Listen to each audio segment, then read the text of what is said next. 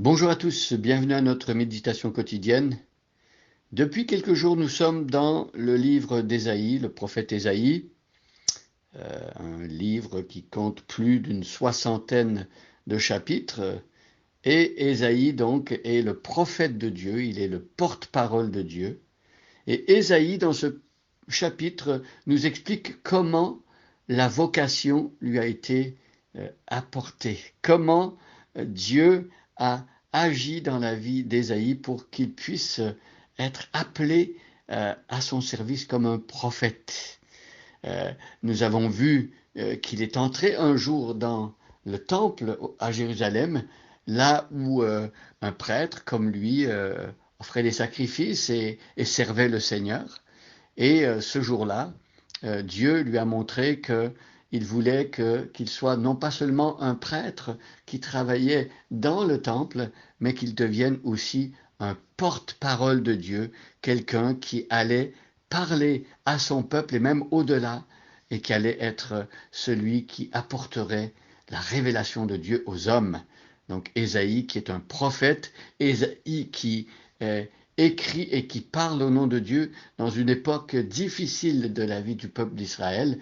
Le peuple d'Israël vient de perdre un roi qui avait été sur le trône pendant plusieurs décennies. Donc des périodes d'instabilité allaient justement amener la population à s'inquiéter, à être euh, dans le trouble en quelque sorte, de savoir qu'est-ce qui va nous arriver.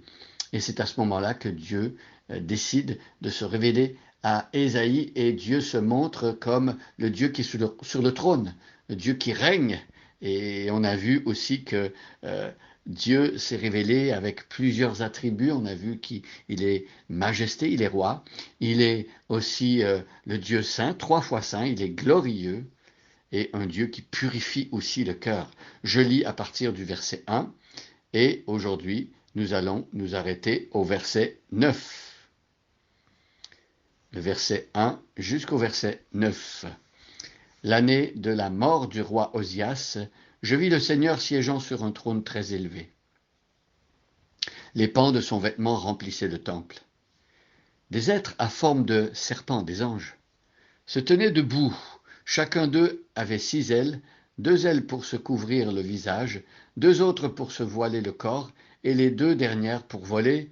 S'adressant l'un à l'autre, ils proclamaient Saint, Saint, Saint, est le Seigneur des armées célestes, toute la terre est pleine de sa gloire.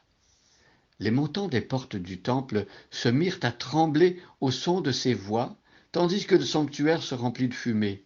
Je m'écriai, malheur à moi, je suis perdu, car j'ai les lèvres impures et j'habite au milieu d'un peuple aux lèvres impures.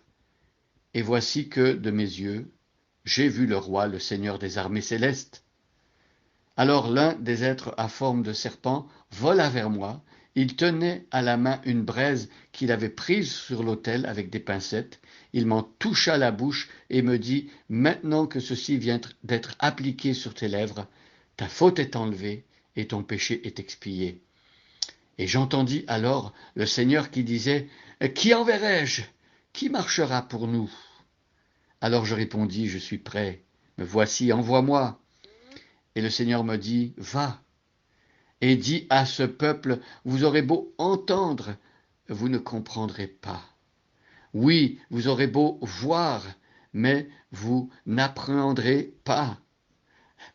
Vous n'appréhendez rien. Rends ce peuple insensible, ferme-lui les oreilles et bouche-lui les yeux. Alors, je lis le verset 9. Va et dis à ce peuple, vous aurez beau entendre, vous ne comprendrez pas. Oui, vous aurez beau voir, mais vous n'appréhenderez rien. Il y a quelque chose d'assez intéressant ici par rapport au message qu'Ésaïe doit délivrer au peuple. Dieu dit à Ésaïe, va, va. Pour pouvoir servir Dieu, il faut sortir de sa zone de confort, il faut sortir de là où on est et aller vers le peuple. Et donc, c'est l'appel aussi que Dieu lance à ses enfants, de ne pas rester entre eux, mais d'aller vers l'autre, d'aller vers le peuple, ici en particulier, donc vers le peuple du sud d'Israël, c'est-à-dire le peuple de Juda, va et dit à ce peuple, vous aurez beau entendre, vous ne comprendrez pas.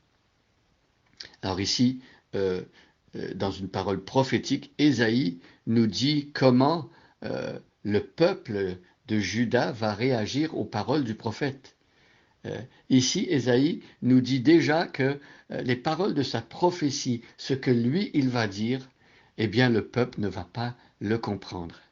Quelle tristesse que Dieu nous parle, que Dieu se révèle à nous, que Dieu nous montre ce qu'il veut faire, parce que ce que Dieu a fait pour le prophète Ésaïe dans le temple, il veut aussi le faire, il veut purifier son peuple, il veut montrer à son peuple qu'il est sur le trône, que c'est lui qui règne, mais ici, de toute évidence, dans le texte, c'est écrit que le peuple va entendre les paroles. Bien sûr, le peuple va comprendre les paroles du prophète qui sont dites dans la langue hébraïque. Ils connaissent cette langue. Ils vont entendre, ils vont comprendre les mots qui sont dits, mais ils ne vont pas comprendre la portée spirituelle et éternelle des paroles que le prophète est en train de dire. Vous ne comprendrez pas. Et ensuite, vous aurez beau voir, Dieu, par la bouche d'Ésaïe, va donner des images aussi, des illustrations. Il va faire voir, en quelque sorte, ce qu'il est en train de préparer, ce qu'il s'apprête à accomplir. Mais vous n'appréhenderez rien. Le peuple ne va pas appréhender ce que Dieu est en train de faire. Et ici, il est question évidemment de l'exil. Après beaucoup d'avertissements, ici, Ésaïe est en train de dire que le peuple partira en exil à Babylone pendant 70 ans. Et bien sûr qu'à ce moment-là, peut-être que voilà, le peuple préfère penser que Dieu ne va pas juger finalement. La patience de Dieu, parfois, peut être interprétée comme du laxisme ou comme le fait que finalement, on peut continuer à vivre d'une manière qui ne plaît pas à Dieu, on peut continuer à le déshonorer.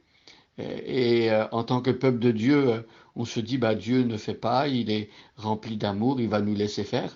Et parfois, il faut justement que Dieu nous montre que euh, sa patience, ça ne veut pas dire qu'il apprécie ou qu'il accepte les mauvaises actions ou l'attitude qu'on peut avoir qui ne le représente pas. Alors, si Dieu est en train de nous reprendre, écoutons, demandons aussi la grâce de comprendre, d'appréhender et de voir. Parce que dans notre nature charnelle, dans notre condition naturelle, si Dieu nous parle, il faut d'abord qu'il agisse en nous, qu'il nous donne un cœur pour comprendre ce qu'il dit, et il faut aussi qu'il nous donne des yeux pour voir ce qu'il fait. Et c'est absolument essentiel. Alors, demandons à Dieu de faire cela, et Dieu a pourvu à l'œuvre parfaite pour que justement l'être humain ait des yeux nouveaux pour voir ce qu'il fait et des oreilles nouvelles pour entendre ce qu'il dit. C'est ce que la croix permet, c'est ce que Jésus-Christ, qui est mort et ressuscité, nous permet de faire, de comprendre ses paroles et de voir la lumière qu'il nous donne pour comprendre ce qu'il fait dans nos vies et dans l'histoire. Merci Seigneur, parce que oui, c'est vrai que dans notre état naturel, nous ne voyons pas ce que tu fais, nous ne comprenons pas, nous n'appréhendons pas ce que tu fais. Mais Seigneur, tu nous rappelles que par Jésus-Christ, il est possible de voir ce que tu veux faire. Et même lorsque tu nous annonces que tu vas nous châtier comme des enfants ou que tu vas nous corriger pour nous redresser, pour nous apprendre à vivre comme tu le veux, eh bien, même cela, c'est une bonne nouvelle. Fais-nous grâce, Seigneur. On a besoin de toi. Bonne journée à chacun et à chacune, et soyez bénis.